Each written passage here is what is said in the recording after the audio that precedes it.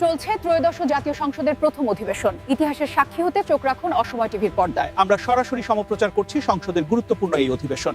মাননীয় সদস্যবৃন্দ, প্রশ্নোত্তর পর্ব চলমান আছে।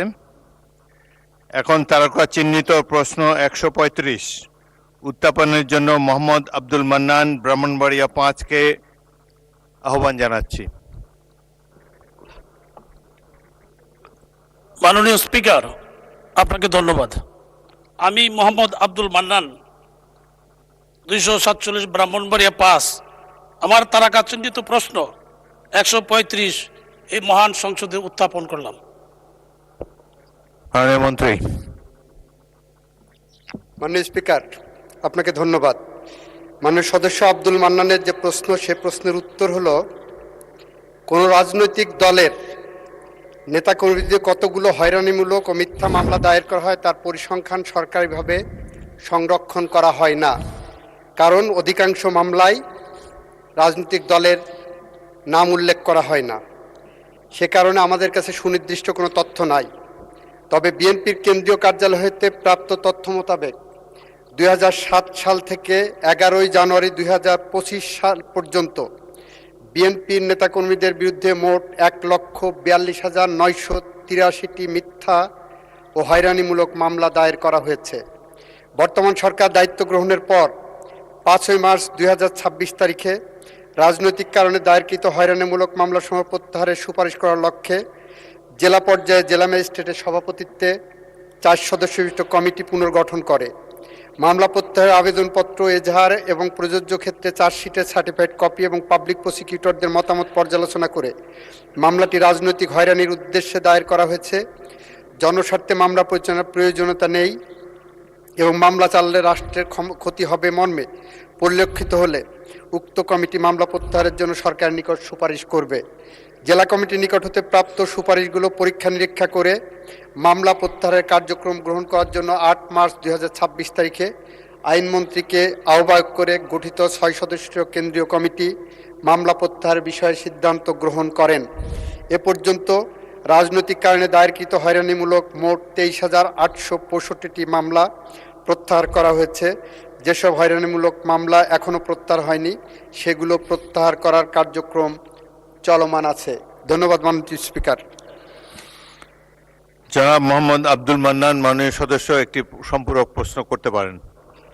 মাননীয় স্পিকার, আপনাকে ধন্যবাদ।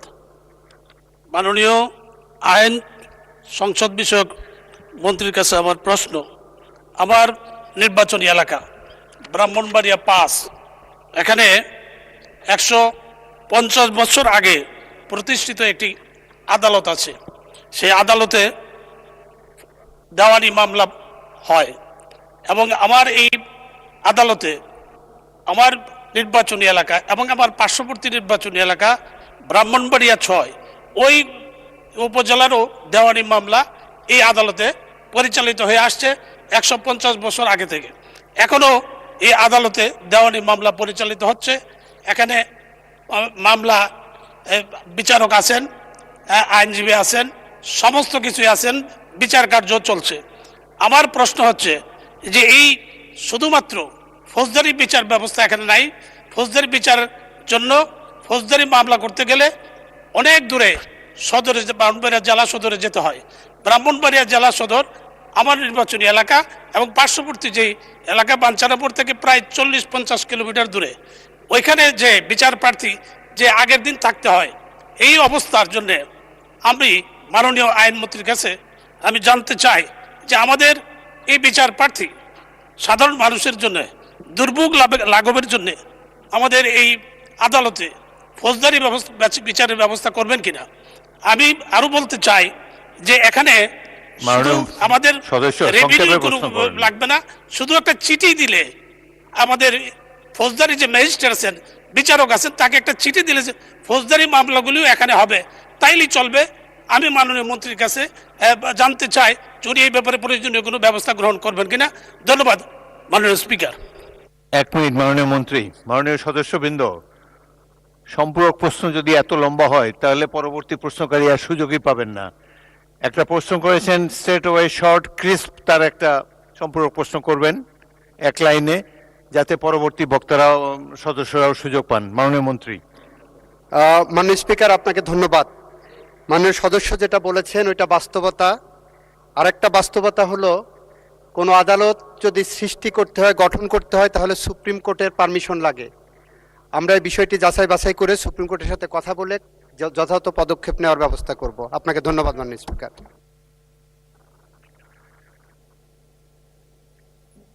জনাব জয়নুল আবেদিন ফারুক, নোয়াখালী 2, একটি সম্পূরক প্রশ্ন করতে পারেন।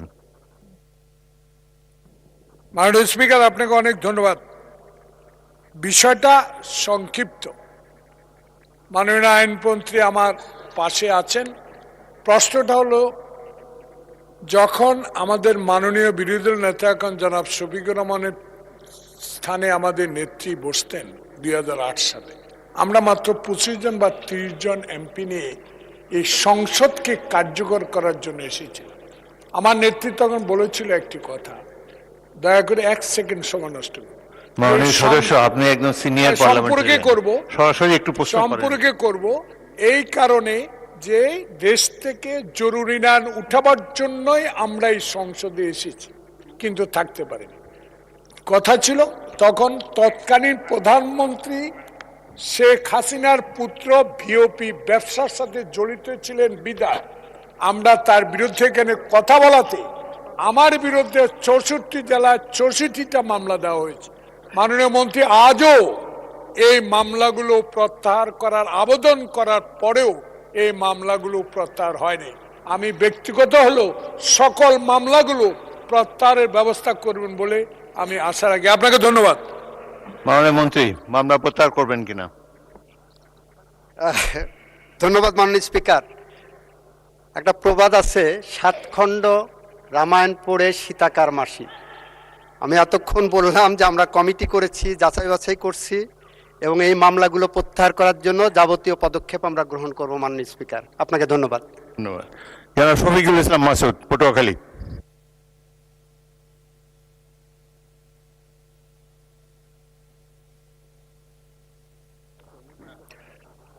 মাননীয় স্পিকার, আপনাকে ধন্যবাদ।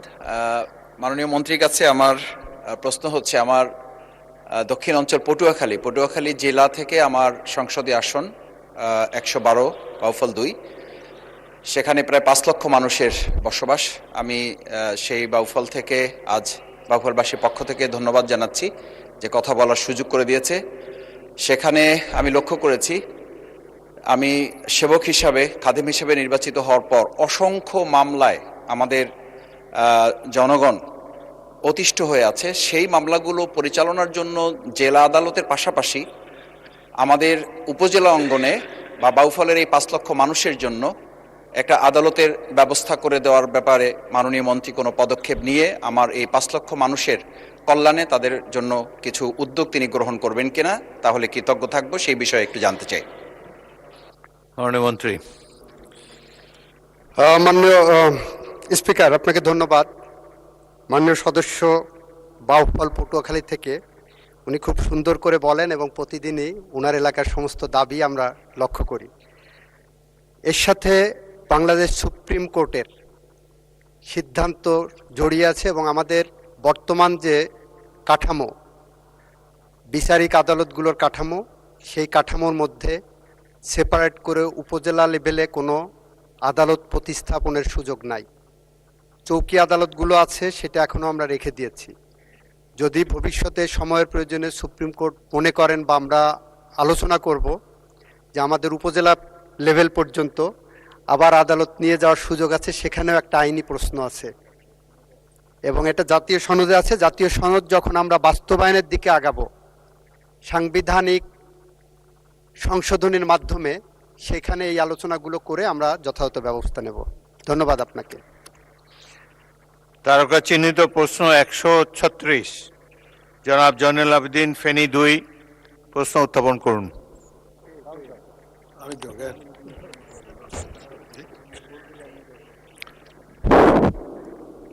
মাননীয় স্পিকার, আপনাকে ধন্যবাদ। আমি এই সংসদে 136 নম্বর এই প্রস্তাবটা উত্থাপন করিলাম। মৎস্য ও পানি সম্পদ মন্ত্রী মহোদয় অনুগ্রহ করিয়া বলিবেন কি পশুর জন্য নিরাপদ উপায়ে প্রাকৃতিক খাদ্যের উৎপাদন বাড়াইবার লক্ষ্যে সরকার কোনো বিশেষ পদক্ষেপ গ্রহণ করিবেন কিনা, করিলে তাহা কি? মৎস্য ও পানি সম্পদ মন্ত্রী।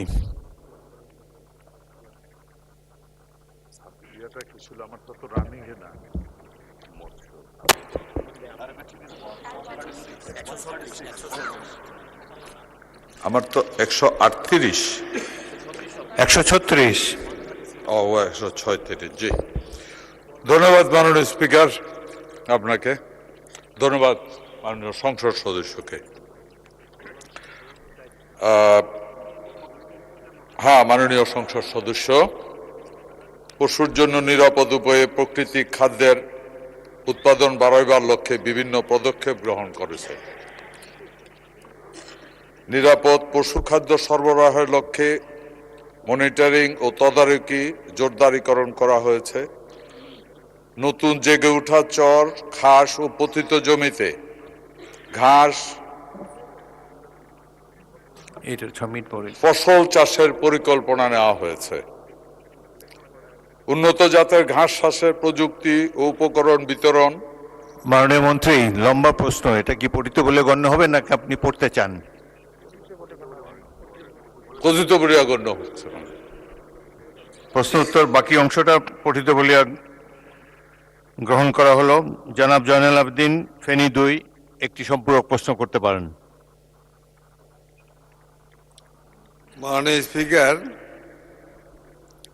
উনি যে উত্তরটা দিয়েছেন আসলে এই পশুর খাদ্যের জন্য এবং তাদেরকে লালন পালনের জন্য এটা যথেষ্ট নয়। ইতিমধ্যে আরো আরো আরো বেশি পর্যায়ে, ভালো পর্যায়ে এই পশুদেরকে রক্ষা করার জন্য নতুন কোনো পদক্ষেপ নেবেন কিনা, এটা আমি জানতে চাই। মাননীয় মন্ত্রী।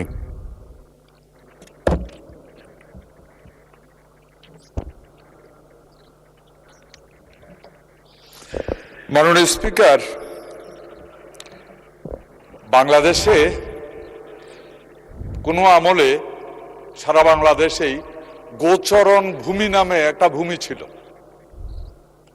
ওখানে শুধু গবাদি পশুকে ঘাস খাওয়ানোর জন্য সরকারের পক্ষ থেকে এই জমিটা রাখা হয়েছিল।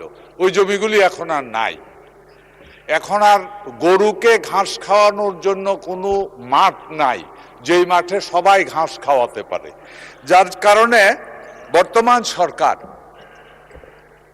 কম জমিতে বেশি ঘাস ফলানোর জন্য উন্নত জাতের ঘাস বিভিন্ন জায়গায় এই ডিপার্টমেন্টের মাধ্যমে, পশুপালন ডিপার্টমেন্টের মাধ্যমে উন্নত জাতের ঘাসের প্রদর্শনী প্লট দেওয়া হচ্ছে।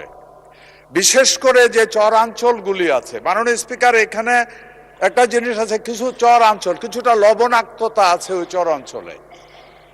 মিঠা পানির যে জমি আছে ওইখানে যে ঘাস জন্ম হয়, ওই সল্টেড চর যেটা আছে ওইখানে ওই ঘাস জন্ম হয় না। এরই মধ্যে আমাদের যে ডিপার্টমেন্ট আছে, এই ডিপার্টমেন্টে ওই সল্টেড সয়েলের ভিতরেও কোন ঘাস উৎপাদন করা সম্ভব এবং পশুর জন্য উপযোগী ওই ঘাসও এরই মধ্যে বিভিন্ন চরাঞ্চলে প্রদর্শনী প্লট করেছে। এখান থেকে ঘাস নিয়ে এক সময় পুরা চরাঞ্চলে যেন ঘাসের চাষ করতে পারে, এ ধরনের পদক্ষেপ আমাদেরকে নেওয়া হয়েছে।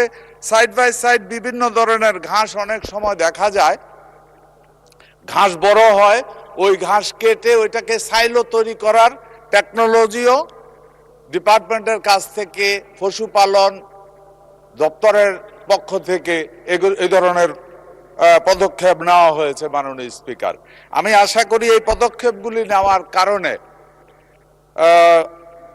নিরাপদ পশু খাদ্য এবং অনেক উৎপাদনশীল ঘাসের উৎপাদন বাড়বে। এতে করে পশুপালন সহজ হবে, ঘাস উৎপাদন সহজ হবে। ধন্যবাদ মাননীয় স্পিকার। ধন্যবাদ মাননীয় মন্ত্রী। সম্পূরক প্রশ্ন করেন জনাব মোহাম্মদ মুস্তাফিজুর রহমান, কুড়িগ্রাম 4।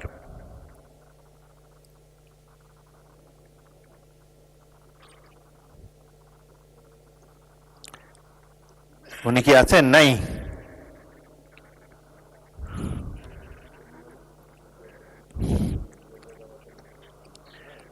আব্দুল হান্নান মাসুদ, নোয়াখালী 6।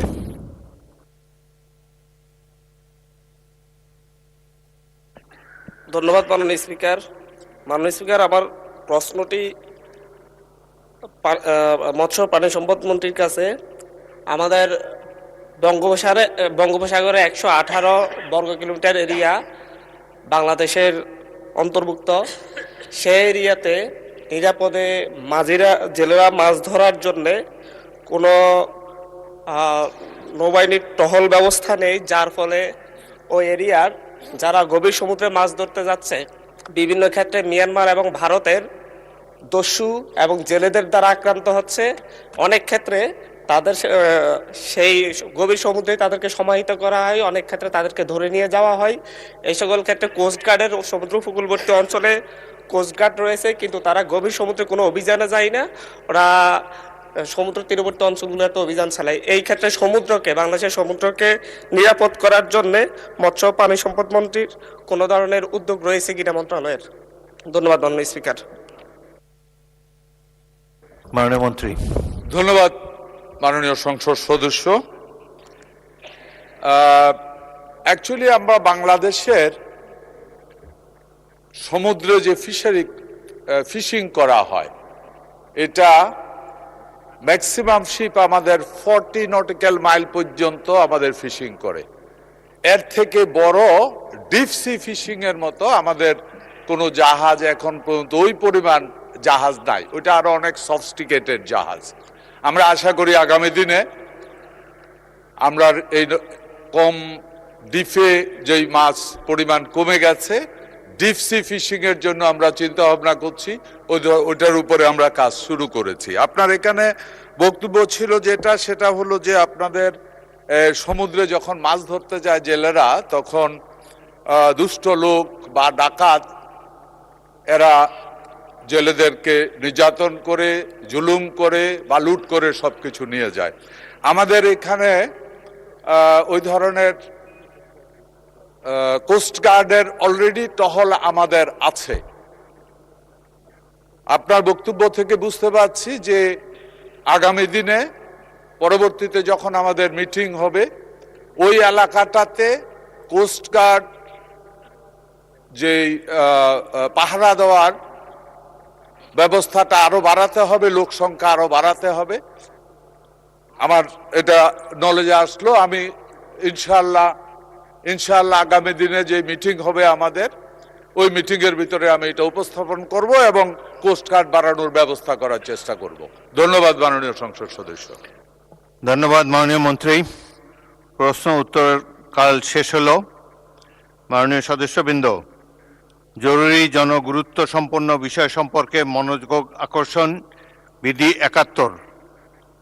মাননীয় সদস্যবৃন্দ, আজ কার্যপ্রণালী বিধির 71 বিধিতে জরুরি জনগুরুত্ব সম্পন্ন বিষয়ে মাননীয় বিরোধী দলের নেতা বলুন। কথা বলেছিলেন। ধন্যবাদ মাননীয় স্পিকার, আমাকে সুযোগ দেওয়ার জন্য। গতকাল যখন দিবসের সর্বশেষ কর্মসূচি আলোচনা হয়, আলোচনার শেষ বক্তা ছিলেন মাননীয় আইনমন্ত্রী। তিনি তার বক্তব্যে আমাকে একটু হয়তো খেয়াল করেন নাই ভালো করে, আমার কথাটা আমার তাই মনে হয়েছে। ইন্টেনশনালি উনি বলেছেন এটা আমি মনে করি না।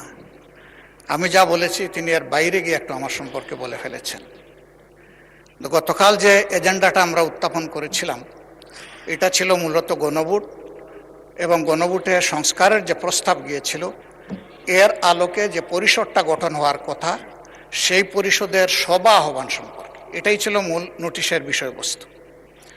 এক পর্যায়ে মাননীয় স্বরাষ্ট্রমন্ত্রী একটা প্রস্তাব এনেছেন। এই প্রস্তাবে আমার বক্তব্যে আমি রেসপন্স দিতে গিয়ে বলেছিলাম, যেহেতু আলোচনাটা হয়েছে সংস্কার পরিষদের উপর, যদি এইটাকে কেন্দ্র করে কোনো কমিটি, বিশেষ কমিটি গঠন হয়, তাহলে আমরা ইতিবাচকভাবে সেটা ভেবে দেখব। এবং একই সাথে বলেছিলাম যে সেখানে সরকারি দল এবং বিরোধী দল থেকে সমান সংখ্যক সদস্য নিলে এটা অর্থবহ একটা কমিটি হিসাবে রূপ নেবে বলে আমরা বিশ্বাস করি। যেহেতু আমরা এখানে এসেছি সংকট নিরসনের জন্য, সংকট তৈরির জন্য নয়। এর উত্তরে তিনি তার কথা বলেছেন, আমার বক্তব্য যেহেতু আগে হয়ে গেছে বিষয়টা আমি ক্লারিফাই করলাম। কিন্তু যেহেতু এটা জন আকাঙ্ক্ষার বিষয়, গণভোটের বিষয়, প্রায় 70% মানুষের রায়ের বিষয়, আমরা প্রত্যাশা করেছিলাম যে আপনার মাধ্যমে প্রতিকার পাব এবং সিদ্ধান্তের জন্য আমি আপনাকে আহ্বান জানিয়েছিলাম। কিন্তু কোনো সিদ্ধান্ত হলো কিনা আমি বুঝতে পারি নাই। এই বিষয়টা আপনার কাছ থেকে আমি স্পষ্ট জানতে চাই। ধন্যবাদ মাননীয় স্পিকার। মাননীয় বিরোধী দলের নেতা, কালকের প্রস্তাবটি ছিল একটি মুলতবি প্রস্তাব। এটি আমার অনুপস্থিতিতে গৃহীত হয়েছিল। বাংলাদেশের 53 বছরের সংসদীয় ইতিহাসে মাত্র 3টি মুলতবি প্রস্তাব গৃহীত হয়েছে। একটি জনাব আনোয়ার হোসেন মঞ্জুর, অপরটি ছিল গ্রেনেড হামলা সম্পর্কিত, আর একটি ছিল নূর ইসলাম মনির কোস্টগার্ড সম্পর্কিত। বছর পর বছর চলে যায়, কোনো মুলতবি প্রস্তাব গৃহীত হয় না সংসদে। তারপরেও প্রাণবন্ত আলোচনার জন্যে ডেপুটি স্পিকারের সভাপতিত্বে মুলতবি প্রস্তাবটি গ্রহণ করা হয়েছিল। এই আপনি জানেন যে যেই সমস্যার সমাধান আইন প্রণয়নের মাধ্যমেই কেবল করা যায়, সেটি নিয়ে মুলতবি প্রস্তাব হতে পারে না। তারপরেও উদারভাবে বিরোধী দলকে কথা বলার সুযোগ দেবার জন্যে এটি গ্রহণ করা হয়েছে। আরও একটি আমি বলতে চাই, এই সম্পর্কিত আরও একটি মুলতবি প্রস্তাবের নোটিশ আজকে আমরা বিবেচনা করব। আপনাদের মধ্যে যদি কোনো কথা বলার বাকি থাকে, আমি বলেছিলাম যে বাকি কথা হলে আগামীকাল হবে, আজকেও আপনারা যদি প্রয়োজন হয় সেই নোটিশটি সম্পর্কে যখন আলাপ আলোচনা করব, আপনাদের আরও যদি বক্তব্য থাকে কথা বলার অবারিত সুযোগ আপনারা পাবেন। এটি একটি জাতীয় সমস্যা, যত গুরুত্বপূর্ণ বিষয় আছে আমরা আশা করি ট্রেজারি বেঞ্চ এবং বিরোধী দল মিলে খোলাখুলিভাবে কথাবার্তা বলে সংসদে প্রাণবন্ত আলোচনার মাধ্যমে আপনারা সিদ্ধান্ত নেবেন, সেই সুযোগ আপনাদের রয়েছে। এটি মহান হাউস অব দি পিপল, আপনারাই ডিসাইড করবেন রুলস অফ প্রসিডিওর অনুসারে আমরা যাতে পরিচালিত হতে পারি। তো আমি বলেন। প্রতিকার চেয়েছিলাম। এ বিষয়টা কোনো দলের সাথে সম্পর্কিত না। যে বিষয়টা নির্বাচনের আগে সরকারি দল বিরোধী দল সবাই একমত হয়েছিলাম, এর সপক্ষে কথাও বলেছি, ক্যাম্পেইন করেছি। আমরা প্রতিকার যে পেলাম না, এতে আমরা না, এতে দেশবাসীর তাদের রায়ের প্রতিফলন হলো না, মূল্যায়ন হলো না। আমরা বিরোধী দলে বসে এই অবমূল্যায়ন আমরা মেনে নিতে পারি না। এই জন্য তার প্রতিবাদে আমরা ওয়াক আউট করছি। মাননীয় বিরোধী দল নেতা, আপনি আমার বক্তব্য তো সম্পূর্ণ করতে দিলেন না। আমি আপনার পুরো বক্তব্য শুনেছি। আপনার ওয়াকআউট করা আপনাদের অধিকার, কিন্তু আমি বলতে চাই যে আজকে একটু পরে আরেকটি মুলতবি প্রস্তাব বিবেচিত হবে।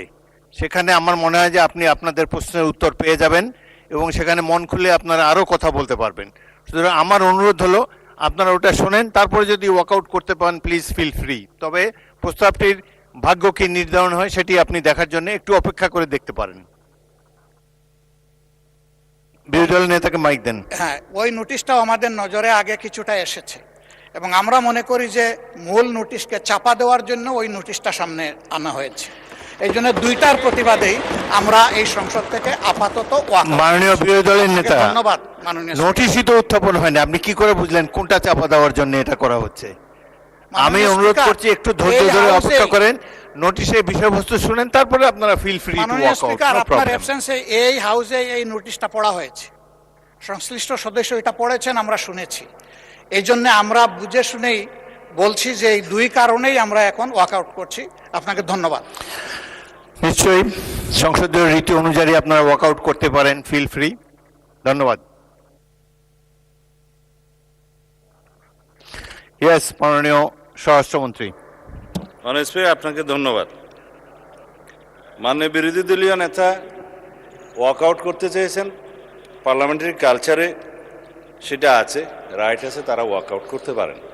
কিন্তু যে কথাগুলো রেকর্ডেড হয়ে গেল তার বিপরীতে আমাদের বক্তব্যটা 1-2 মিনিট রেকর্ডে থাকা ভালো। যে মুলতবি প্রস্তাবটা আপনার অনুপস্থিতিতে মানে ডেপুটি স্পিকার প্রিজাইড করেছেন, উনি গ্রহণ করেছিলেন। তখনই আমি আপত্তি উত্থাপন করেছিলাম যে এটা 68 বিধিতে হতে পারে, কিন্তু মুলতবি প্রস্তাব যে রুলস অফ প্রসিজিওর আছে তার মধ্যে আপনি রাইটলি আইডেন্টিফাইড করেছেন, সেটা আমি আগে উত্থাপন করেছি যে এই বিষয়টি আইন প্রণয়নের মাধ্যমে নিষ্পত্তি হতে পারে, সেরকম কোনো বিষয় মুলতবি প্রস্তাবে আলোচনা করার বিধান নাই। এটা আপনাদের উদারতা, আর হাউজের অভিভাবক হিসাবে জাতীয় গুরুত্বপূর্ণ ইস্যু হিসাবে উত্থাপিত হয়েছে, আপনি আলোচনার জন্য রেখেছেন এবং সেটা 2 ঘন্টা আলোচনার জন্য সময় নির্ধারিত হয়েছে, উভয় পক্ষে আলাপ আলোচনা হয়েছে। কিন্তু এটা যেহেতু বিধি বহির্ভূত এবং আলাপ আলোচনা হয়ে যাওয়ার পরে পার্লামেন্টের প্র্যাকটিস হচ্ছে ইট ইজ টকড আউট, আলোচিত হয়েছে, সুতরাং আলোচনার পরে নিষ্পত্তি কি হবে সেজন্য ভোটাভুটি দেওয়ার কোনো বিধান নাই। শুধুমাত্র মুলতবি প্রস্তাব উত্থাপিত হবে কি না, উত্থাপিত হবে অথবা হবে না, তার উপরে ভোটাভুটির বিধান আছে।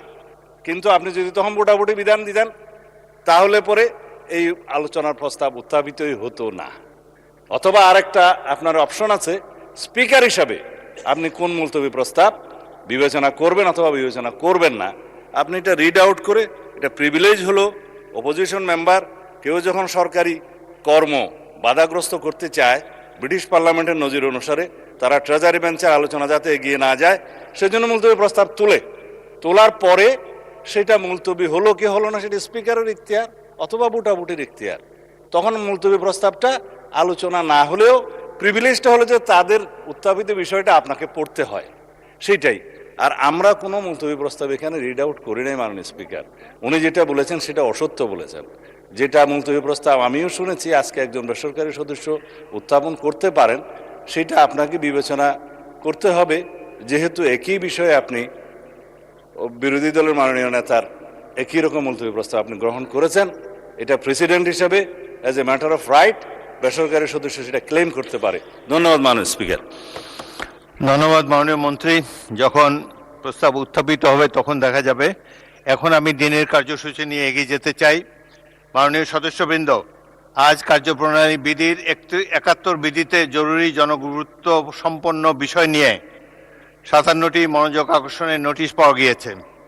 নোটিশদাতা মাননীয় সদস্যগণ হলেন জনাব মুজিবুর রহমান চৌধুরী, মৌলভীবাজার 4, জনাব কামরুল হাসান, ময়মনসিংহ 6, শেখ জাহাঙ্গীর হোসেন হেলাল, খুলনা 2, জনাব মোহাম্মদ মনিরুল হক চৌধুরী, কুমিল্লা 6, জনাব মোহাম্মদ আবু ওয়াহাব আকন্দ ওয়াহিদ, ময়মনসিংহ 4, জনাব মোহাম্মদ আব্দুল সালাম, ঠাকুরগাঁও 2, ইমরান আহমদ চৌধুরী, সিলেট 6, মোহাম্মদ আবু তালিব, ঝিনাইদহ 4, মোহাম্মদ মিজানুর রহমান, চাঁপাইনবাবগঞ্জ 2, এস এম জাহাঙ্গীর হোসেন, ঢাকা 18, জনাব খায়রুল কবির খোকন, নরসিংদী 1, জনাব মোহাম্মদ আশরাফ উদ্দিন, নরসিংদী 5, জনাব মোহাম্মদ সেলিম ভুইয়া, কুমিল্লা 2, রুমিন ফারহানা, ব্রাহ্মণবাড়িয়া 2, মোহাম্মদ আব্দুল আলিম, বাগেরহাট 4, কাজী রফিকুল ইসলাম, বগুড়া 1, জনাব মোহাম্মদ আবদুল্লাহ, মুন্সিগঞ্জ 1, জনাব মোহাম্মদ আব্দুল গফুর, কুষ্টিয়া 2, জনাব মোহাম্মদ মুশাররফ হোসেন, বগুড়া 4, জনাব সরওয়ার জামাল নিজাম, চট্টগ্রাম 13, জনাব মোহাম্মদুল্লাহ, ময়মনসিংহ 2, গাজী এনামুল হক, যশোর 5, জনাব আলমগীর মোহাম্মদ মাহফুজুল্লাহ ফরিদ, কক্সবাজার 2, জনাব মোহাম্মদ শামসুর রহমান শিমুল বিশ্বাস, পাবনা 5, জনাব জয়নুল আবদিন, বরিশাল 3, মুশফিকুর রহমান, ব্রাহ্মণবাড়িয়া 4, জনাব মাহবুবুর রহমান, রংপুর 3, সৈয়দ জয়নুল আবদিন, ঢাকা 4, জনাব Motiur Rahman, Jhenaidah 3, Mohammad Abdul Khalek, Satkhira 2, Mohammad Ali Asgar, Pabna 3, Mohammad Azizur Rahman, Jessore 1, Mohammad Abu Taleb Mondal, Pabna 4, Mohammad Nurul Islam, Chapainawabganj 3, A M Mahmududdin, Noakhali 1, Mohammad Fazlul Huda, Naogaon 3, Mohammad Anwarul Islam, Kurigram 1, Sheikh Mujibur Rahman Iqbal, Kishoreganj 5, Mohammad Abdul Malik, Sylhet 3, Mohammad Fahim Chowdhury, Sherpur 2,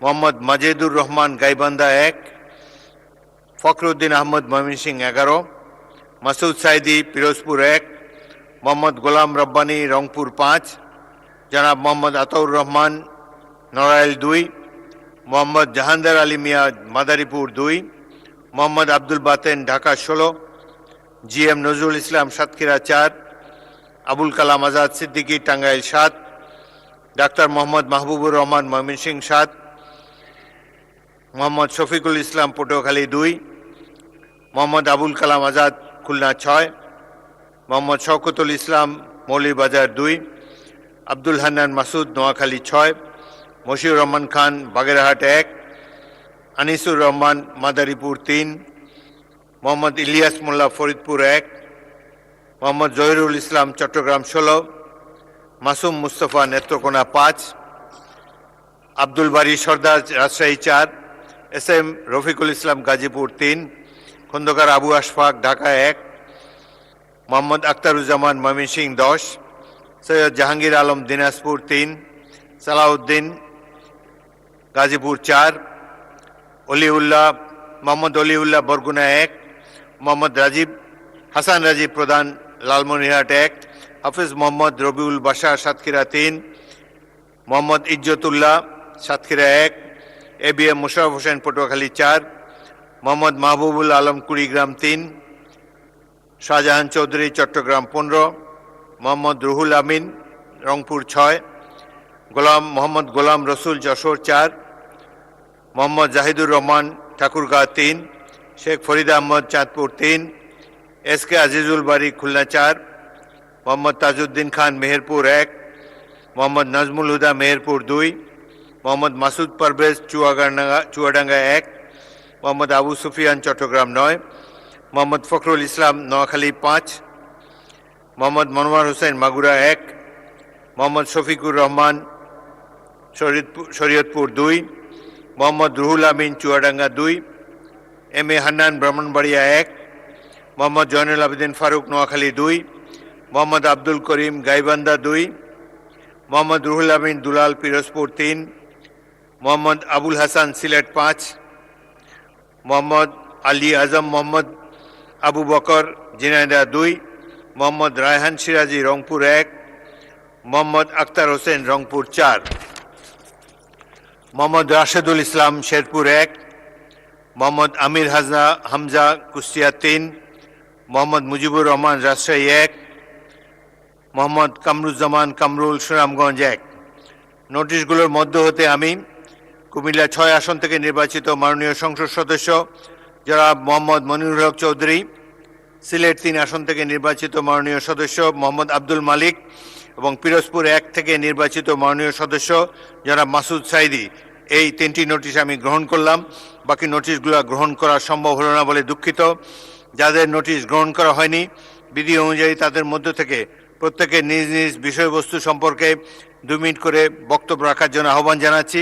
2 minute পর মাইক অফ হয়ে যাবে, তবে 30 মিনিটের মধ্যে যতজন সদস্য বক্তব্য রাখা সম্ভব ততজন সদস্য বক্তব্য রাখবেন।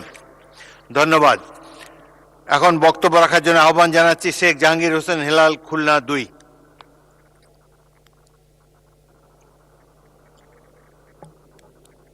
বিরোধী জনাব মোহাম্মদ আব্দুল সালাম, ঠাকুরগাঁও 2।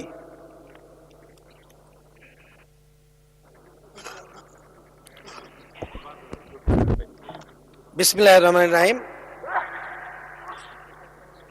কথা বলার জন্য ধন্যবাদ মাননীয় স্পিকার। আমি বাংলাদেশের উত্তরে একটি ডিস্ট্রিক্ট, আপনারা জানেন ঠাকুরগাঁও জেলা, এবং তারও সীমান্তবর্তী এলাকা ঠাকুরগাঁও 2। সেই এলাকা আমি একজন সাংসদ। এতে আমি আমার বক্তব্য শুরুতেই আমি শ্রদ্ধার সাথে স্মরণ করছি স্বাধীনতার ঘোষক, বহুদলীয় গণতন্ত্রের প্রবক্তা এবং আমাদের জাতীয় দলের প্রতিষ্ঠাতা জনাব শহীদ প্রেসিডেন্ট জিয়াউর রহমানকে। আমি শ্রদ্ধার সাথে স্মরণ করছি দেশনেত্রী বেগম খালেদা জিয়াকে, এবং বিগত আন্দোলনে এবং 71-এ যারা শহীদ হয়েছেন তাদের সবাইকে আমি করুণাময় আল্লাহর কাছে দোয়া করছি, আল্লাহ যেন তাদেরকে বেহেশত নসিব করেন। আমি আজকে এই সংসদে দাঁড়িয়ে কথা বলছি, যাদের সমর্থন আমার চেয়ে বেশি ছিল সে হল আমার জনগণ। তারা ভোট দিয়ে আমাকে এই সংসদে কথা বলার সুযোগ দিয়েছেন। আমি ধন্যবাদ জানাতে চাই এবং কৃতজ্ঞতা জানাতে চাই আমাদের এই সংসদের নেতা এবং আমাদের মাননীয় প্রধানমন্ত্রী জনাব তারেক রহমানকে। ওনার অনুপ্রেরণায় আমি আজকে এই সংসদে এসেছি। এবং আরও ধন্যবাদ জানাতে চাই আমার নেতা ঠাকুরগাঁয়ের কৃতি সন্তান এবং আমাদের মাননীয় মহাসচিব জনাব মির্জা ফখরুল ইসলাম আলমগীরকে, যার সহযোগিতায় এবং যার তাত্ত্বিক সার্বিক তত্ত্বাবধানে আমি নির্বাচিত হয়ে আজকে এই সংসদে কথা বলছি। উপস্থিত মাননীয় সংসদবৃন্দ, আমার এলাকা এমন একটি এলাকা, এখানে আগে আমরা জানতাম ঠাকুরগাঁও এই বালিয়াডাঙ্গি এবং হরিপুর ঠাকুরগাঁও 2 আসন বাংলাদেশের মধ্যে সবচেয়ে গম বেশি উৎপাদন করত। সেটি এখন সম্ভব হচ্ছে না। এখন যেটি হচ্ছে ধন্যবাদ মাননীয় সদস্য, আপনি ধন্যবাদ দিতে গিয়ে অনেক সময় নষ্ট করেছেন। আগে সমস্যাটা বলবেন, তারপরে ধন্যবাদ দিবেন টাইম পেলে। ধন্যবাদ। পরবর্তী বক্তা জনাব আবু তালেব, ঝিনাইদহ 4। মূল কথাটা আগে বলেন, ধন্যবাদ পরে দিন।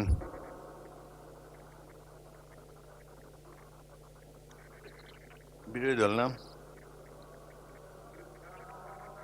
জনাব মোহাম্মদ মিজানুর রহমান, চাঁপাইনবাবগঞ্জ 2।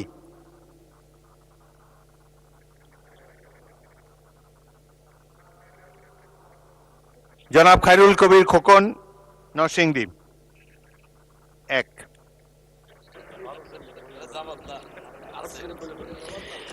মাননীয় স্পিকার, আপনাকে অনেক ধন্যবাদ। আমার নির্বাচনী এলাকা নরসিংদী সদর 1-এর 4টি চরাঞ্চল দুর্গম এলাকা, সেখানে 2টি ইউনিয়ন সম্পূর্ণ যোগাযোগ বিচ্ছিন্ন, বলতে গেলে নৌপথ ছাড়া বিকল্প কোনো ব্যবস্থা নেই, মেঘনার অববাহিকায় অবস্থিত। সেখানে যাতায়াতের জন্যে আমি 2টি ব্রিজ দেওয়ার জন্যে আমি সড়ক যোগাযোগ ও সেতু মন্ত্রীর দৃষ্টি আকর্ষণ করছি। সেই 2টি ব্রিজ হলো, আমি 2টি ব্রিজের যে সংযোগ করার জন্য যেটা আমি বলতে চাই সেটা হলো করিমপুর আলোকবালি, শ্রীনগর বিটিরচর। এই 2টি ব্রিজ হলে শহরের সাথে জনগণের যোগাযোগ নিবিড় হবে এবং এই এলাকায় যে মানুষের জীবনযাত্রার মান এবং আধুনিক সুযোগ সুবিধা থেকে তারা সম্পূর্ণ অবহেলিত, বঞ্চিত। এই এলাকার মানুষ দীর্ঘদিন যাবৎ অবহেলিত এবং এই এলাকায় যদি যোগাযোগ ব্যবস্থা স্থাপিত হয়, তো এলাকার আইনশৃঙ্খলা পরিস্থিতি থেকে শুরু করে মানুষের স্বাস্থ্য, চিকিৎসা এবং জীবনযাত্রার মান অনেক উন্নয়ন হবে। তাই আমি দ্রুত এই 2টি ব্রিজ নির্মাণ করার জন্য উদ্যোগ নেওয়ার জন্য আমি বিশেষভাবে অনুরোধ করছি। ধন্যবাদ মাননীয় স্পিকার। পরবর্তী বক্তা রুমিন ফারহানা, ব্রাহ্মণবাড়িয়া 2। মাননীয় স্পিকার, আপনাকে ধন্যবাদ। মাননীয় স্পিকার, দীর্ঘদিন পর্যন্ত এই দেশে কোনো নির্বাচন হয় নাই। মানুষ তাদের পছন্দের প্রতিনিধি নির্বাচন করতে পারে নাই। জাতীয় নির্বাচন থেকে শুরু করে স্থানীয় পর্যায়ে নির্বাচন পর্যন্ত প্রত্যেকটি নির্বাচন ছিল কারচুপিপূর্ণ। সে কারণেই একবার সংসদে আমি মজা করে বলেছিলাম, সুষ্ঠু হয়েছে নির্বাচন, ভোট দিয়েছে প্রশাসন, তাকিয়েছিল জনগণ, এর নাম বাংলাদেশের নির্বাচন। তো মাননীয় স্পিকার, সেই জায়গা থেকে 36শে জুলাই আমাদের জীবনে আসলো, কয়েক লক্ষ মানুষ রাস্তায় নামলো, কয়েক হাজার মানুষ চিরতরে পঙ্গু হলো এবং প্রায় 1,500-এর উপর মানুষ তাদের জীবন দিল যাতে মানুষ তার ভোটের অধিকার আবারও ফিরে পায়। এবং আল্লাহর কাছে অশেষ শুকরিয়া মাননীয় স্পিকার, একটি অবাধ, সুষ্ঠু, নিরপেক্ষ নির্বাচনের মধ্যে দিয়ে ত্রয়োদশ জাতীয় সংসদ গঠিত হয়েছে এবং আমি এই সংসদে একজন স্বতন্ত্র প্রার্থী হিসেবে নির্বাচিত হয়েছি। মাননীয় স্পিকার, সংবিধানের 59 অনুচ্ছেদের দিকে আপনার দৃষ্টি আকর্ষণ করছি। সংবিধানের 59 অনুচ্ছেদ বলছে, নির্বাচিত ব্যক্তিদের সমন্বয়ে গঠিত প্রতিষ্ঠান সমূহের উপর প্রজাতন্ত্রের প্রত্যেক প্রশাসনিক একাংশের স্থানীয় শাসনের ভার থাকিবে। সোজা বাংলায় বলতে গেলে স্থানীয় সরকার পরিচালিত হবে নির্বাচিত প্রতিনিধিদের মাধ্যমে। কিন্তু আমরা বিস্ময়ের সঙ্গে এবং দুঃখ নিয়ে লক্ষ্য করলাম, একটি নির্বাচিত সরকার ক্ষমতায় আসবার পরপরই স্থানীয় প্রশাসনগুলোতে প্রশাসক নিয়োগ করেছে। মাননীয় স্পিকার, যখন শেখ হাসিনা পালিয়ে গেল তখনকার পরিবর্তিত পরিস্থিতিতে অন্তর্বর্তীকালীন সরকার প্রশাসক নিয়োগ দিতে বাধ্য হয়েছিল, কারণ আমরা দেখেছি ইউনিয়ন পর্যায়ে, উপজেলা পর্যায়ে চেয়ারম্যান বা মেম্বার যারা ছিল তারাও পালিয়ে গেছে। কিন্তু এই অবস্থা তো মাননীয় স্পিকার এখন আর নেই। এখন তো একটা সুষ্ঠু নির্বাচন দেয়া যায়, সেই জায়গায় আমরা দেখলাম দলীয় নেতা কর্মীদের পুনর্বাসন প্রক্রিয়া শুরু হয়েছে। এই বিষয়ে আমি পরবর্তী বক্তা জনাব মোহাম্মদ আব্দুল্লাহ, মুন্সিগঞ্জ 1।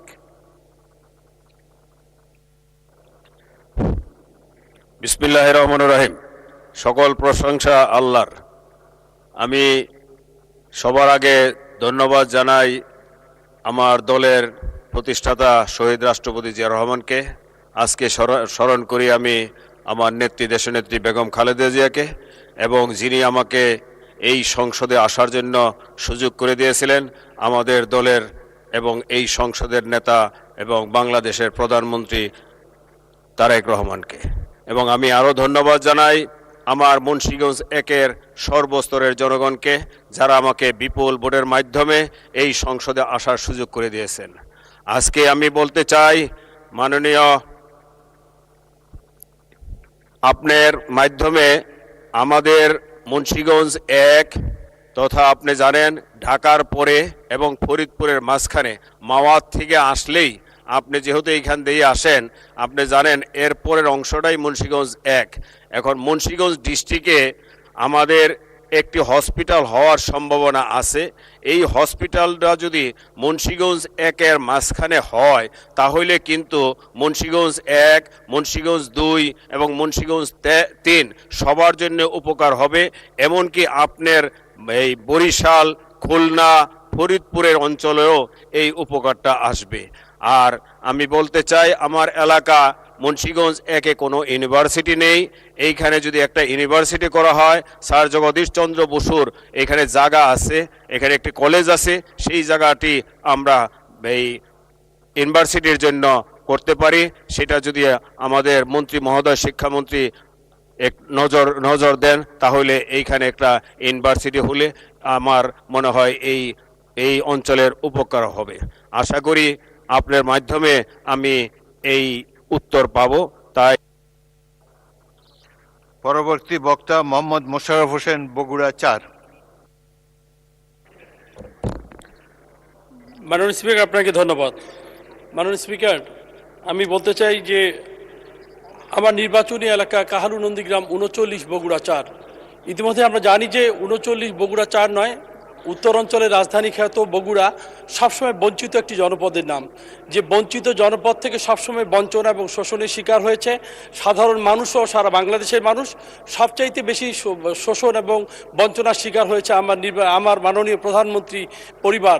মাননীয় স্পিকার, আমি বলতে চাই আমার নির্বাচনী এলাকা 39 বগুড়া 4-এ 3টি হসপিটাল আছে মাননীয় স্পিকার, স্বাস্থ্য কমপ্লেক্স, যেটা আমাদের বিগত সময় সেটি দেখেছে আমাদের জিয়া পরিবারের আস্থাভাজন এবং বর্তমান মাননীয় প্রধানমন্ত্রী 2002 সালের 8ই মার্চ নন্দীগ্রাম স্বাস্থ্য কমপ্লেক্সটি তিনি উদ্বোধন করে ভিত্তিপ্রস্তর স্থাপন করেছিলেন, এবং 2006 সালের 18ই অক্টোবরে হাসপাতালটিকে উদ্বোধন করেছিলেন। অদ্যবধি হাসপাতালে মাননীয় স্পিকার আলোর মুখ দেখেনি। হাসপাতালটি মুখ থুবড়ে পড়ে আছে, মানুষের স্বাস্থ্যসেবা বিঘ্নিত হচ্ছে। আমরা জানি যে বগুড়া এমনিতে বঞ্চিত। বগুড়া যেমন শহীদ জিয়াউর রহমান মেডিকেল কলেজ হাসপাতাল, বিগত ফ্যাসিস্ট সরকারের আমলে সেখান থেকে সকল উন্নত যন্ত্রপাতি সব খুলে নিয়ে আসা হয়েছিল মাননীয় স্পিকার। মানুষ যেখানে চিকিৎসা পাবে, সে চিকিৎসা পাওয়া তো দূরের কথা, সে হাসপাতালকে ময়নার ভাগাড় বানিয়ে দেওয়া হয়েছিল।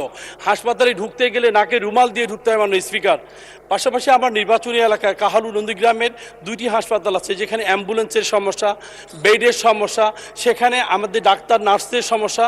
সকল সমস্যা উত্তরণে আমি মাননীয় মন্ত্রীর কাছে জিজ্ঞাসা করব যে এই যে এমনিতে বঞ্চনা শিকার বগুড়া সবচাইতে বেশি, আমার নির্বাচনী এলাকার প্রায় 5 থেকে 6 লক্ষ মানুষ আমরা সেখানে স্বাস্থ্যসেবা পেয়ে থাকি। অদ্যবধি পর্যন্ত সেই হাসপাতালগুলোর ভালো কোনো ইনস্টলমেন্ট এবং আমাদের যে সমর্থন দরকার সেগুলো না থাকার কারণে আমরা বঞ্চিত হচ্ছি। আপনার মাধ্যমে সেটার পরবর্তী বক্তা জনাব মোহাম্মদুল্লাহ, ময়মনসিংহ 2।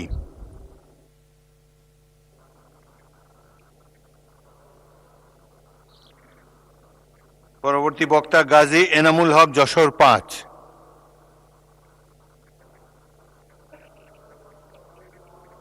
আলমগীর মোহাম্মদ মাহফুজুল্লাহ ফরিদ, কক্সবাজার 2।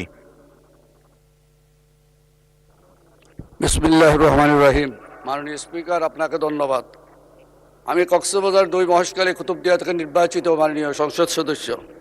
আমি আজকে আপনার মাধ্যমে আমাদের মাননীয় প্রধানমন্ত্রী, আমাদের বাণিজ্য ও শিল্পমন্ত্রী এবং আমাদের কক্সবাজার এলাকার আমাদের গর্ব মাননীয় স্বরাষ্ট্র মন্ত্রীর দৃষ্টি আকর্ষণ করছে।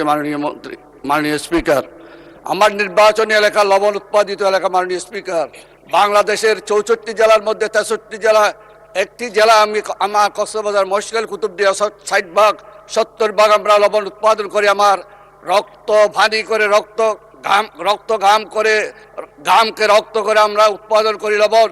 সেই লবণের দাম আজকের প্রেক্ষাপটে আমি আপনার মাধ্যমে বলতে চাই মাননীয় সংসদ সদস্যদের, আপনারা লবণ ক্রয় করে খাচ্ছেন পার কেজি 40 টাকা, আর আমরা মাঠ পর্যায়ে লবণ বিক্রি করতেছি মাত্র 60 টাকা কেজি, 200 টাকা 250 টাকা করে মন বিক্রি করে আমাদের লবণ উৎপাদনকারীরা আজকে পথে বসেছে, যেখানে উৎপাদন খরচ করছে আমাদের 400 টাকা।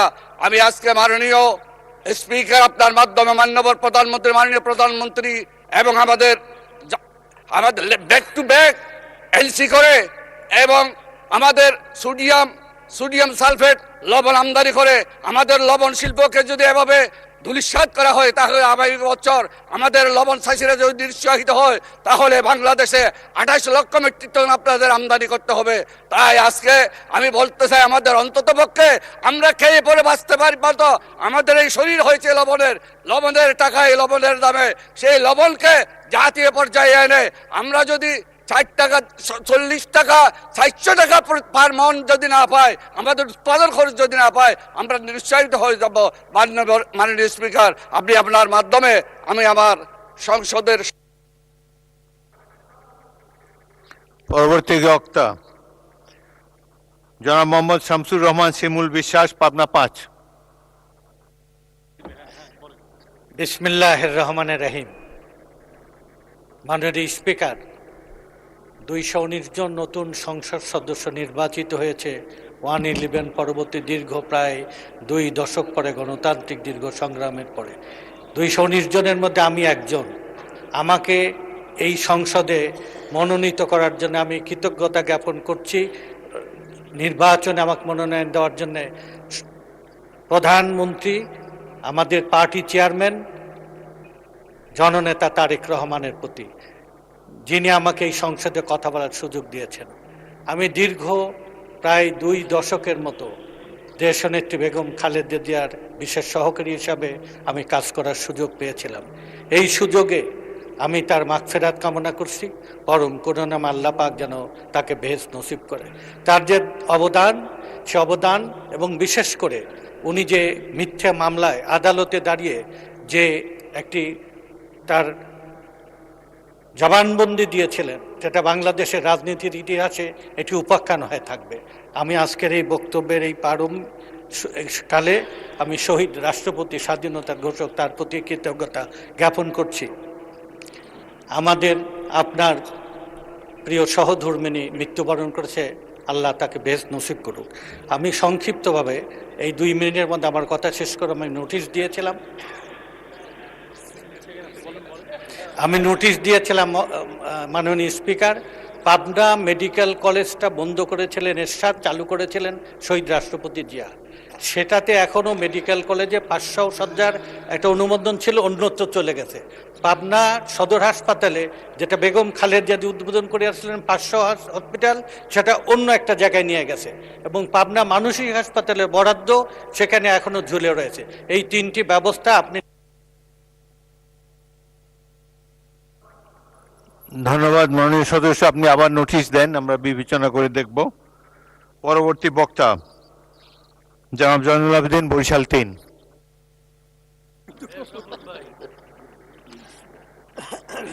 মাননীয় স্পিকার, আপনাকে ধন্যবাদ।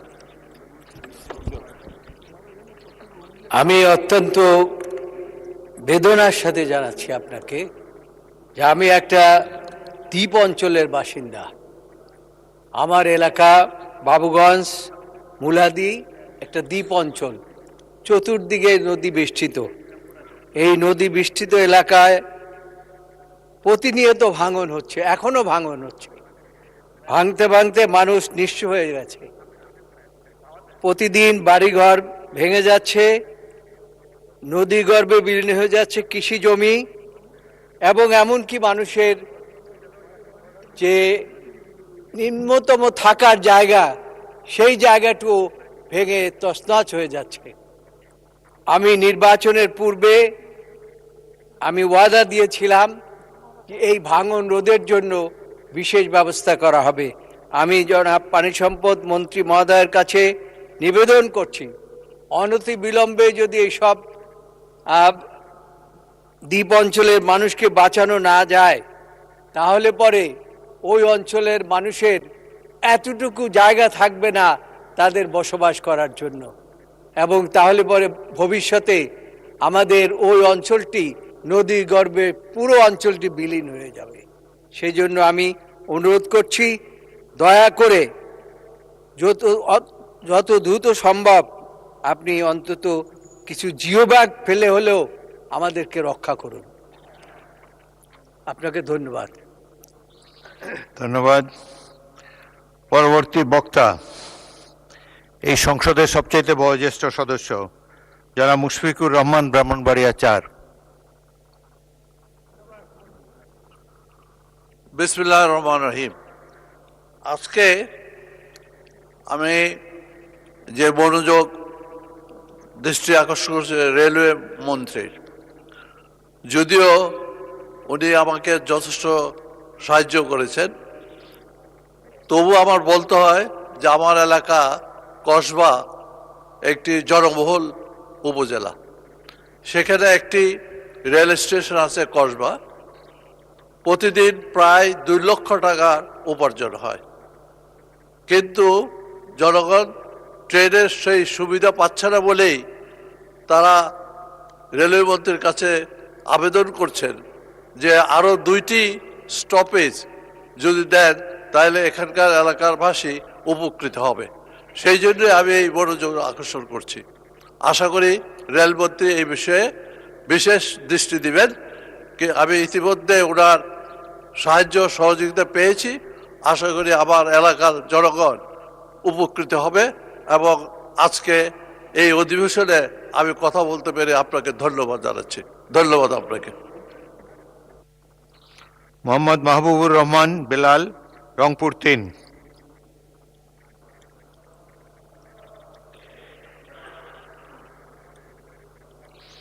মোহাম্মদ মতিউর রহমান, ঝিনাইদহ 3।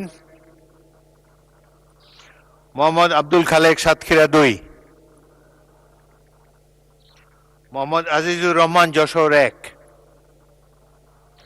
মোহাম্মদ নুরুল ইসলাম, চাঁপাইনবাবগঞ্জ 3।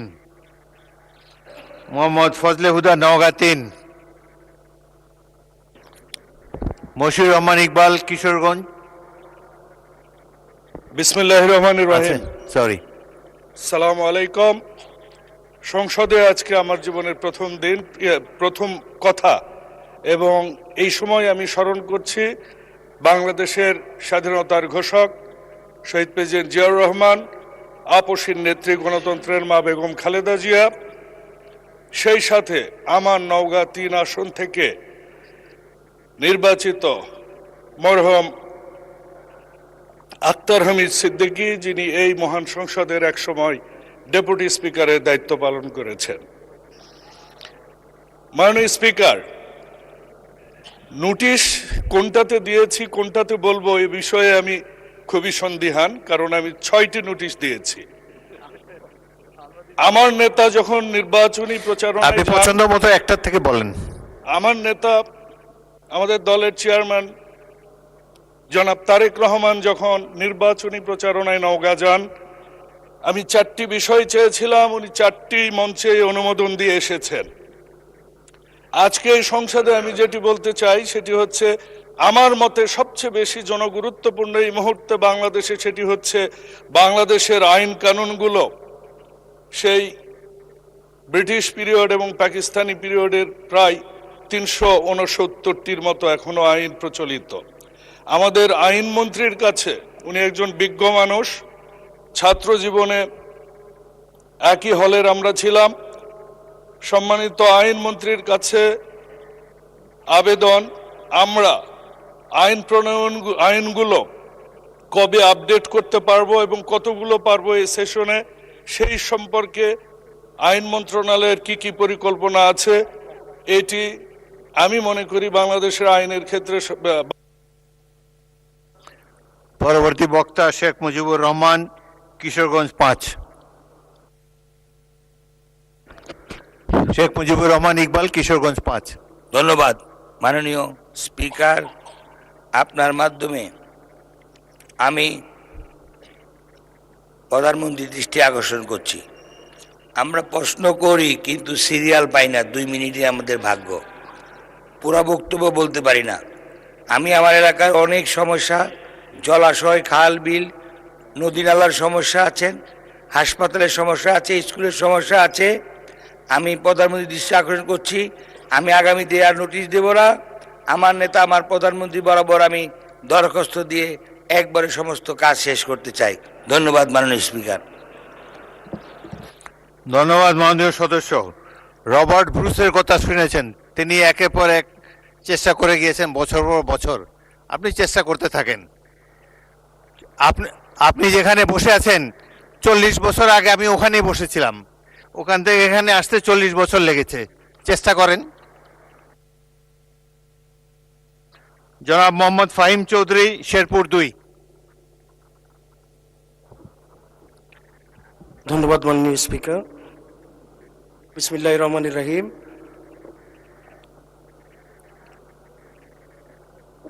আমার নির্বাচনী এলাকা শেরপুর 2, নকলা ও নালিতাবাড়ি উপজেলা এবং 2টি পৌরসভা নিয়ে গঠিত।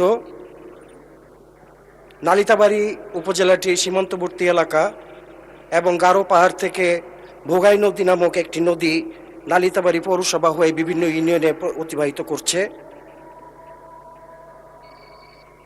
মাননীয় স্পিকার, আজান দিচ্ছে, থামবো কি? প্রতি বছর ভারী বর্ষণ, পাহাড়ি ঢল ও প্রবল স্রোতে তীব্র ভাঙন দেখা দেয় এবং এই ভাঙনের কারণে অত্যন্ত গুরুত্বপূর্ণ প্রতিষ্ঠান যেমন মসজিদ, মাদ্রাসা, শ্মশানঘাট, মন্দির ইত্যাদি প্রতি বছরই প্রতিনিয়ত বিলীন হয়ে যাচ্ছে নদীর গর্ভে। কমপক্ষে প্রায় 17টি পয়েন্টে নদী ভাঙনের দেখা দিচ্ছে এবং এটি তীব্র থেকে তীব্রতর হয়ে যাচ্ছে প্রতি বছরই। আমি আপনার মাধ্যমে মাননীয় পানি সম্পদ মন্ত্রীর দৃষ্টি আকর্ষণ করতে চাচ্ছি।